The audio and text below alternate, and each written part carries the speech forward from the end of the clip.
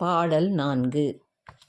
ஆழிமழைக் கண்ணா ஒன்று நீ கைகரவேல் ஆழியுள் புக்கு முகந்து கொடார் தேரி ஊழி முதல்வன் உருவம் போல் மெய்கருத்து பாழியன் தோளுடை பற்பநாபன் கையில் ஆழிபோல் மின்னி வலம்புரிபோல் நின்றதிர்ந்து தாழாதே சார்ங்கம் உதைத்த சரமழை போல் வாழ உலகினில் பெய்திடாய் நாங்களும் மார்கழி நீராட மகிழ்ந்தேலோர் எம்பாவாய்.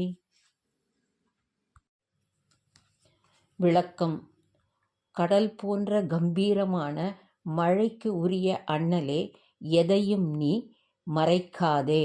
கடலுள் சென்று நீரை முகந்து கொண்டு ஆரவாரத்துடன் ஆகாயத்தில் ஏறி காலம் போன்ற எல்லாவற்றிற்கும் முதற்காரணனான எம்பெருமானுடைய திருமேனி போல கருத்து வலிமை பொருந்திய அழகிய தோள்களை உடையது.